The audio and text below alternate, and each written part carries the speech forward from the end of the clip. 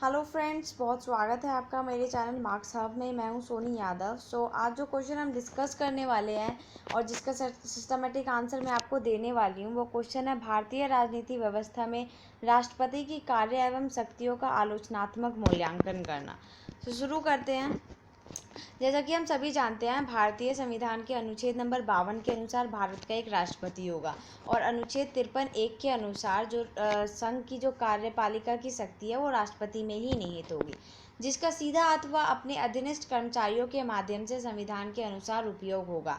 भारत का राष्ट्रपति कार्यपालिका का प्रधान तो होता है, परंतु वो अपनी शक्तियों का प्रयोग स्वयं स्वतंत्र रूप से नहीं करता, उसके लिए कर सकता। उसके लिए उसे मंत्रिपरिषद पर आश्रित रहना पड़ेगा, या कहें कि उसे अपनी शक्तियों का प्रयोग करने के लिए मंत्रिपरिषद से सलाह लेनी पड़ेगी और दोनों की मंजूरी होने पर ही वो अपनी शक्तियों का प्रयोग कर सकता है। ऐसा क्यों? ऐसा इसलिए क्योंकि जो भारत का जो संविधान है वो संसदीय प्रणाली फॉलो करता है और संसदीय प्रणाली में मंत्रिपरिषद संसद के प्रति उत्तरदायी होती है, ना कि राष्ट्रपति, जिस कारण से उस राष्ट्रपति को अपनी शक्तियों का प्रयोग करने के लिए मंत्रिपरिषद पर आश्रित होना पड़ता है। अब जो नेक्स्ट पॉइंट है वो हमारा है पद की योग्यता। राष्ट्रपति पद के चुनाव में चयनित होने के लिए क्या क्या योग्यता चाहिए, इसका विवरण हमें अनुच्छेद नंबर 58 में मिलता है। पहला, वो भारत का नागरिक होना चाहिए। दूसरा, उसकी आयु 35 वर्ष या उससे अधिक होनी चाहिए। तीसरा, वो किसी भी सरकारी लाभ पद पर आश्रित नहीं होना चाहिए। और जो फोर्थ पॉइंट है वो ये है कि लोकसभा के सदस्य में चुने जाने के लिए जो जो योग्यताएं हमें चाहिए होती है वो सभी योग्यताएं राष्ट्रपति पद पर चयनित होने के लिए भी हमें चाहिए होती है। निर्वाचन। राष्ट्रपति का निर्वाचन किस प्रक्रिया से होता है? अनुच्छेद नंबर 54 व 55 के अनुसार राष्ट्रपति का निर्वाचन अनुपातिक प्रतिनिधित्व के अनुसार एकल संक्रमणीय मत का से गुप्त मतदान द्वारा होता है। राष्ट्रपति का निर्वाचन अप्रत्यक्ष रूप से एक निर्वाचन मंडल द्वारा होता है। निर्वाचन मंडल में राज्यसभा, लोकसभा और राज्यों की विधानसभाओं के निर्वाचित सदस्य होते हैं। राष्ट्रपति पद के उम्मीदवार के लिए निर्वाचन मंडल के 50 सदस्य उसके प्रस्ताव और 50 सदस्य अनुमोदक होते हैं। अब जो नेक्स्ट पॉइंट है वो ये है कि जो राष्ट्रपति है वो कितने वर्ष तक या कितनी उसका जो कार्यकाल है वो कितना होता है और कितनी बार वो राष्ट्रपति पद के लिए चुनाव लड़ सकता है। तो आंसर ये है कि जो राष्ट्रपति का जो कार्यकाल है वो 5 वर्ष का होता है और अपनी जो कार्यकाल की अवधि समाप्त होने के बाद भी वो जितनी मर्जी चाहे उतनी बार राष्ट्रपति पद के लिए चुनाव लड़ सकता है। अब जो है नेक्स्ट पॉइंट है वो है हमारा महाभियोग। महाभियोग क्या है? अनुच्छेद 61 के अंतर्गत उल्लंघन या संविधान का अतिक्रमण करने पर संसद में कार्यकाल समाप्त होने से पहले ही राष्ट्रपति को महाभियोग लगाकर राष्ट्रपति को राष्ट्रपति के पद से हटाया जा सकता है, परंतु सदन में महाभियोग प्रस्ताव प्रस्तुत करने से पहले 14 दिन पूर्व भी राष्ट्रपति को सूचित किया जाता है और उसे अपने आप को दोषहीन सिद्ध करने का अवसर दिया जाता है। अब जो नेक्स्ट है वो हमारा है शक्ति और कार्य। राष्ट्रपति संवैधानिक प्रमुख होता है। अनुच्छेद 41 के अनुसार पद से संबंधित संपूर्ण शक्तियों का इस्तेमाल मंत्रिपरिषद करती है। जैसे कि मैं पहले ही बता चुकी हूँ या हमें पहले से ही पता है कि भारत संसदीय प्रणाली फॉलो करता है, जिस कारण से मंत्रिपरिषद संसद के प्रति उत्तरदायी होती है, जिस वजह से राष्ट्रपति को अपनी ही शक्तियों का प्रयोग करने के लिए मंत्रिपरिषद से सलाह मशवरा करना पड़ता है, या कहें कि राष्ट्रपति की शक्तियों का एक्चुअल में जो यूज़ है वो मंत्रिपरिषद करती है। परंतु राष्ट्रपति का जो शक्तियाँ है या राष्ट्रपति को जो मिली शक्तियाँ हैं राष्ट्रपति यूज़ कर सके, इसके लिए संविधान में एक संशोधन किया गया है। संसद में 44वें संविधान संशोधन अधिनियम 1978 के द्वारा अनुच्छेद 74(1) में पुनः संशोधन किया गया, जिसके अनुसार राष्ट्रपति यदि किसी विधेयक से असंतुष्ट है या नाखुश है तो उस स्थिति में वो उस विधेयक को मंत्रिपरिषद को पुनः विचार के लिए भेज सकता है। परंतु अगर मंत्रिपरिषद उस विधेयक को बिना कोई बदलाव किए अगर दोबारा से राष्ट्रपति हस्ताक्षर के लिए भेज देती है तो उस अवस्था में या उस स्थिति में राष्ट्रपति को उस विधेयक पर हस्ताक्षर करना ही पड़ेगा और वह मंत्रणा के अनुसार व्यवहार करने के लिए बाध्य होगा। नेक्स्ट जो है शक्तियाँ। मंत्रिपरिषद के निर्णय के अनुसार व्यवहार करने के लिए बाध्य होता है राष्ट्रपति का आंशिक निषेधाधिकार प्राप्त है कि वह मंत्रिपरिषद द्वारा दी गई किसी संविधान विरोधी या जनहित विरोधी मंत्रणा को पुनः विचार के लिए मंत्रिपरिषद को वापस कर दे।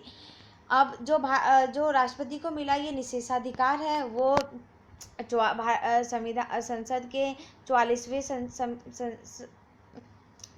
संविधान संशोधन अधिनियम 1978 के अनुच्छेद 74(1) में पुनः संशोधन करके राष्ट्रपति को ये वाला जो अधिकार है वो दिया गया है। जो थर्ड पॉइंट है वो है मंत्रिपरिषद द्वारा दी गई मंत्रणा के अनुसार व्यवहार करने के लिए बाध्य है।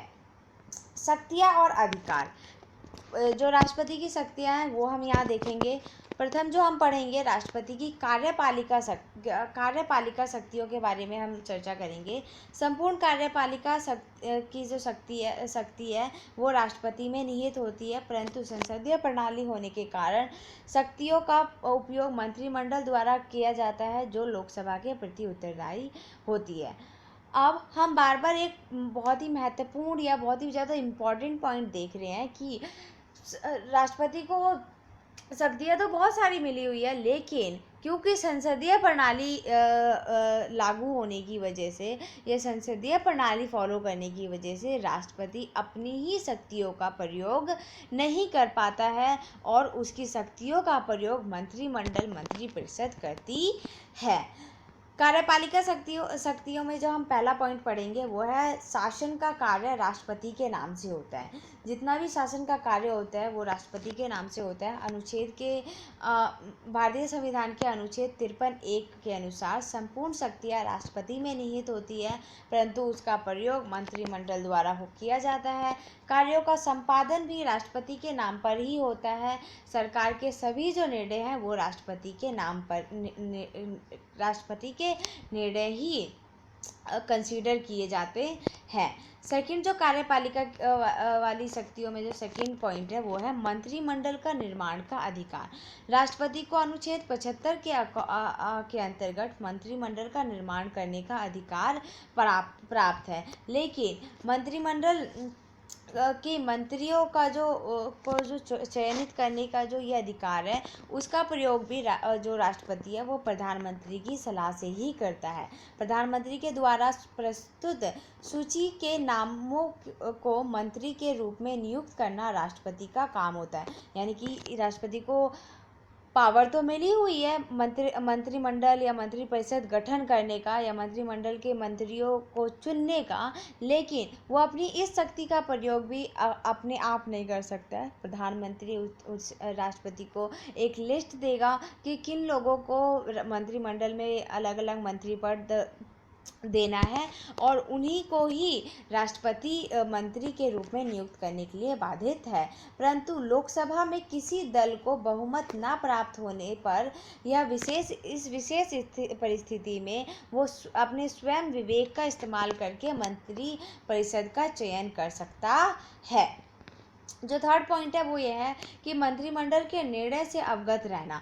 मंत्रिमंडल जितने भी निर्णय लेते हैं, जितना भी फैसला करती है, उस राष्ट्रपति के पास ये अधिकार है कि वह रोज़ के मंत्रिमंडल के निर्णयों से अवगत रहे, उसकी पूरी इंफॉर्मेशन लेने का, उसमें उनके सभी फैसलों में शामिल होने का जो राष्ट्रपति को अधिकार है। प्रधानमंत्री का राष्ट्रपति से सदैव संपर्क बना रहता है। मंत्रिमंडल के निर्णय को राष्ट्रपति पुनर्विचार के लिए भेज सकता है और उसको यह अधिकार अनुच्छेद 44वें संशोधन के अंतर्गत 1978 में किया गया है। जो फोर्थ पॉइंट है वो है उच्च अधिकारियों की नियुक्ति। प्रधानमंत्री और उसके परामर्श से मंत्रिपरिषद उच्च तथा उच्चतम न्यायालय के न्यायाधीश न्यायाधीशों की नियुक्ति करता है। संघीय लोकसभा सेवा आयोग सदस्यों व वित्त आयोग के सदस्यों तथा विदेशों में नियुक्ति के लिए भारत के राजदूतों और वाणिज्य दूतों की नियुक्ति राष्ट्रपति, मंत्रिपरिषद और प्रधानमंत्री की सलाह से करता है। फिफ्थ जो पॉइंट है वो है सैनिक शक्ति। राष्ट्रपति के पास सैनिक शक्ति भी है। सैनिक शक्ति में जल, थल, वायु सेना का प्रधान सेनापति और प्रधान अधिकारियों को नियुक्त करने की शक्ति जो है वो राष्ट्रपति के पास है। युद्ध के समय राष्ट्रपति को असीमित शक्तियाँ मिल जाती है। वो राष्ट्रपति युद्ध की जो घोषणा है वो राष्ट्रपति ही करता है। युद्ध के बाद जो संधि है या युद्ध से पहले की जो संधि है उसकी घोषणा भी राष्ट्रपति करता है। संसद द्वारा स्वीकृति अनिवार्य घोषणा मात्र करना और मंत्रिपरिषद और प्रधानमंत्री की सलाह से ही ये सारे कार्य होते हैं। एक तरीके से संसद द्वारा स्वीकृति को जो राष्ट्रपति है वो अनिवार्य रूप से घोषणा करता है।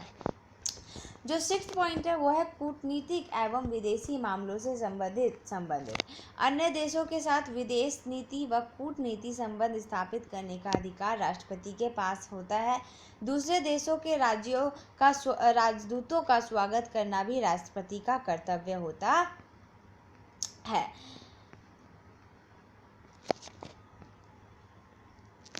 अब जो सेवन्थ पॉइंट है वो है संघ शासित क्षेत्रों व राज्य सरकारों से संबंधित शक्ति।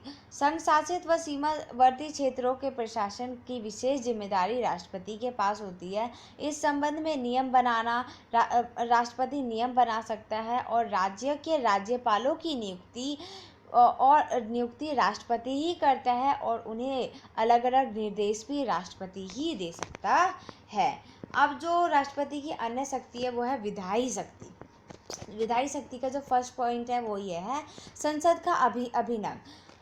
राष्ट्रपति जो है वो संसद का सदस्य तो नहीं होता परंतु अभिन्न अंग होता है। राष्ट्रपति तथा दोनों सदनों से मिलकर संसद का निर्माण होता है। इस प्रकार कार्यपालिका का प्रधान होने के साथ साथ राष्ट्रपति दोनों सदनों का अभिन्न अंग भी माना जाता है। सेकंड जो पॉइंट है वो ये है संसद को आमंत्रित करना, स्थगित करना, उसको संबोधित करना, भंग करना, इसकी शक्ति राष्ट्रपति के पास भी है। संसद का जो अधिवेशन सत्र है उसको आमंत्रित करना, उसको समय के साथ स्थगित करना, संबोधित करना राष्ट्रपति का कार्य है। यदि समय से पहले आवश्यकता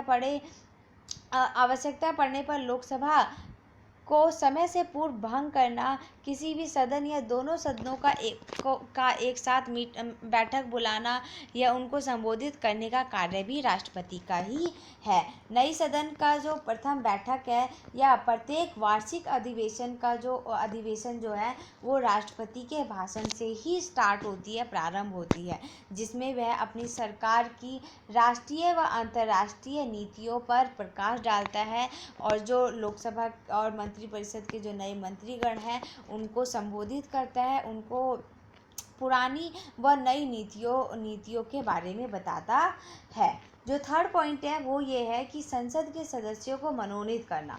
राज्यसभा के 12 सदस्यों को कला, साहित्य और विज्ञान के आधार पर राष्ट्रपति चयनित करता है। वह साथ में लोकसभा के 2 एंग्लो इंडियन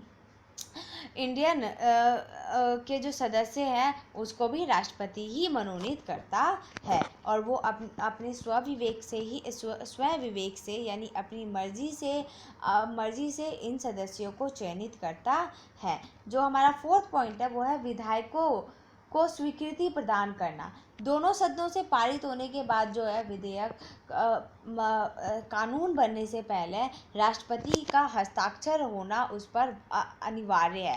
यदि राष्ट्रपति उस पर हस्ताक्षर नहीं होता है उस स्थिति में विधेयक जो है वो कानून का रूप धारण नहीं कर सकता है। इसलिए राष्ट्रपति की स्वीकृति किसी भी विधेयक पर अनिवार्य है। जो फिफ्थ पॉइंट है वो है आंशिक निषेधाधिकार। अनुच्छेद 111 के अनुसार जो राष्ट्रपति है वो किसी विधेयक से यदि असंतुष्ट है या नाखुश है तो उस स्थिति में वो राष्ट्रपति जो है उस विधेयक को पुनः विचार के लिए भेज सकता है। अब जो हमारा सिक्स्थ पॉइंट है वो है संविधान संशोधन विधेयक। बिना राष्ट्रपति के हस्ताक्षर के संविधान संशोधन नहीं हो सकता। 42वें संविधान संशोधन के अनुसार राष्ट्रपति जो है यहाँ पे राष्ट्रपति को एक बहुत महत्वपूर्ण शक्ति मिली तो है कि बिना उसके हस्ताक्षर के किसी संविधान में किसी भी तरीके का संशोधन नहीं हो सकता। साथ में 42वां संशोधन करके उसकी इस शक्ति को छीनने का भी प्रयत्न कर लिया गया है। इसके अकॉर्डिंग राष्ट्रपति को जो है किसी भी संविधान संशोधन पर हस्ताक्षर करना ही पड़ेगा, वो उससे इनकार नहीं कर सकता है। 7 जो पॉइंट है वो है कुछ विधेयकों के लिए राष्ट्रपति की पूर्वानुमति। यानी कि कुछ विधेयक ऐसे होते हैं जिस पे राष्ट्रपति का जो अनुमति है यानी राष्ट्रपति की जो मंजूरी है वो पहले ही ले ली जाती है। यानी कि दोनों सदनों में कोई भी विधेयक प्रस्तुत होने से पहले ये राष्ट्रपति का मंजूरी लेना अनिवार्य है। और वो विधेयक है धन संबंधी कोई भी विधेयक। धन संबंधी कोई भी विधेयक संसद में राष्ट्रपति की पूर्व अनुमति के बाद ही संसद में रखा जाता है, यानी कि प्रस्तुत किया जाता है। इसी कारण से विधेयक पारित होने के बाद राष्ट्रपति उस पर निषेधाधिकार का उपयोग नहीं कर सकता। निषेधाधिकार यानी कि राष्ट्रपति उसे पुनः विचार के लिए मंत्रिपरिषद को या लोकसभा को वापस नहीं भेज सकता है। उस पर जो है राष्ट्रपति को हस्ताक्षर करना ही पड़ेगा। व्यापार व वाणिज्य पर प्रतिबंध लगाने वाले विधेयक को बिना राष्ट्रपति की पूर्व अनुमति के विधानमंडल में प्रस्तावित नहीं कर सकते हैं। यानी कि जो धन से संबंधित विधेयक है और व्यापार और वाणिज्य से संबंधित जो विधेयक है उस पर उसको दोनों सदनों में प्रस्तुत करने से पहले ही राष्ट्रपति की मंजूरी ले ली जाती है। अब जो हमारा 8 पॉइंट है वो है अध्यादेश। अनुच्छेद 123 के अनुसार संसद का अधिवेशन ना हो रहा हो और किसी विषय पर कानून बनाना बहुत ही ज़्यादा इम्पॉर्टेंट हो, आवश्यक हो, तो उस स्थिति में राष्ट्रपति जो है वो एक अपना अध्यादेश अपनी शक्तियों का प्रयोग करके एक अध्यादेश प्रस्तावित कर सकता है, यानी कि जारी कर सकता है।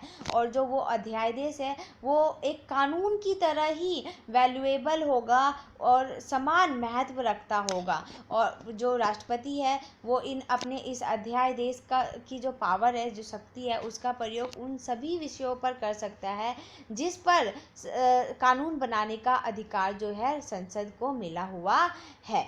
अब जो है ये अध्यादेश राष्ट्रपति पारित तो कर देता है और जो इस अध्यादेश की जो समय सीमा है, जो अवधि है, वो 6 महीने की होती है। यानी कि 6 महीने तक उसका जो ये अध्यादेश है यानी कि जो ये कानून है वो 6 हफ्ते तक लागू रहेगा और उसके बाद उस पर पुनः विचार किया जाएगा, यानी कि पुनः उस पर विचार विमर्श होगा, फैसला लिया जाएगा और उसके बाद वो जो कानून है वो रहेगा या नहीं रहेगा उसको दोनों सदनों में वो जो सदन अधिवेशन के दौरान वो दोनों सदनों से गुजरेगा और वो विधेयक कानून बनेगा, तब उस स्थिति में उसका प्रयोग किया जाएगा। जो अब हमारा नेक्स्ट जो राष्ट्रपति की शक्ति है वो है न्यायिक शक्ति। न्यायिक शक्ति का जो फर्स्ट पॉइंट है न्यायाधीशों की नियुक्ति। उच्च और सर्वोच्च न्यायालय के संगठन व संचालन के लिए न्यायाधीशों की नियुक्ति राष्ट्रपति ही करता है। अब क्योंकि न्यायपालिका को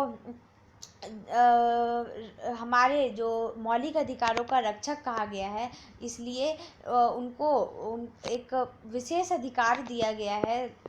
वो ये है कि उच्च और सर्वोच्च न्यायालय के जो न्यायाधीशों की नियुक्ति तो राष्ट्रपति कर सकता है, लेकिन उसे अपनी पद से हटाने का अधिकार राष्ट्रपति के पास नहीं है।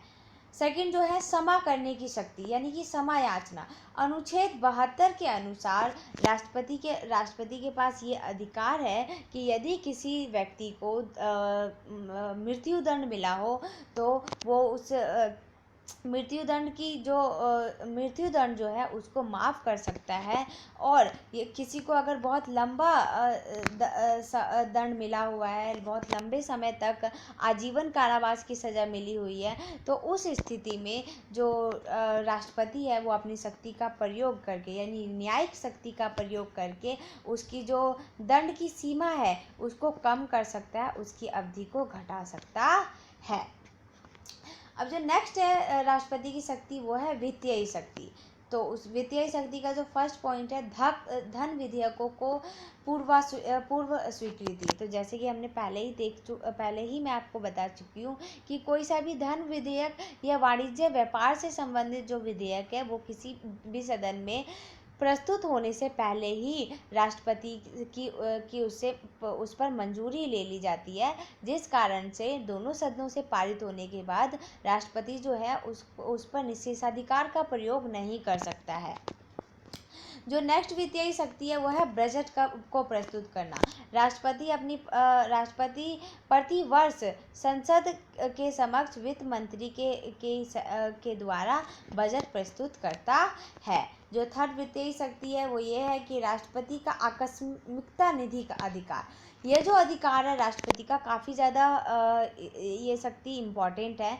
और ये जो आकस्मिकता जो अधिकार है वो ये है कि राष्ट्रपति के पास धन की तुरंत आवश्यकता पड़ने पर राष्ट्रपति आकस्मिकता निधि से धन व्यय करने का अधिकार रखता है।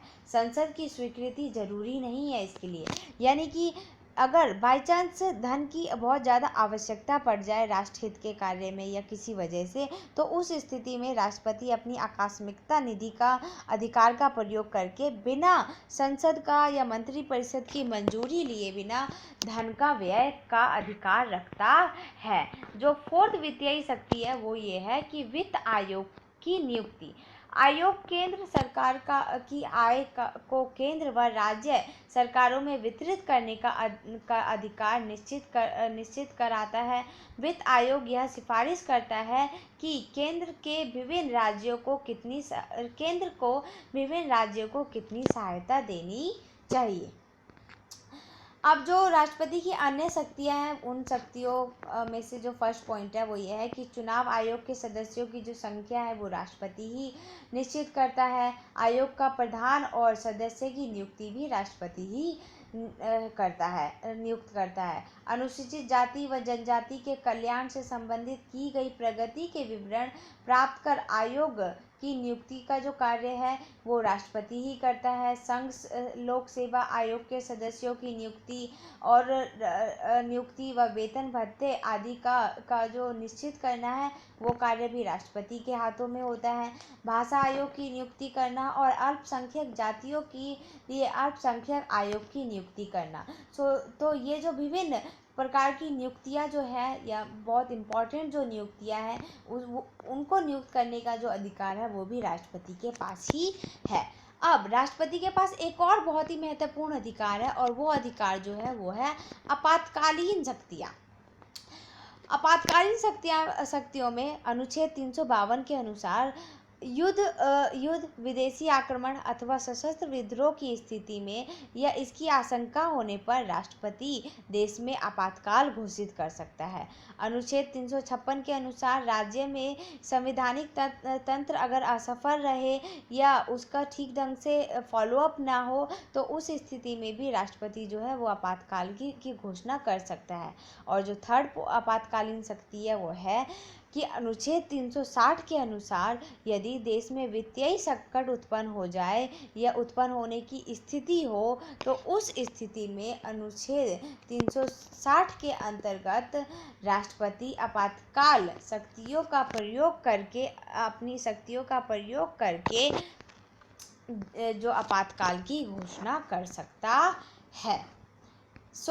ये तो थी राष्ट्रपति की बहुत सारी शक्तियाँ। अब जो नेक्स्ट है, लास्ट जो हमारा पॉइंट है वो है राष्ट्रपति की शक्तियों व कार्यों का आलोचनात्मक मूल्यांकन। यानी कि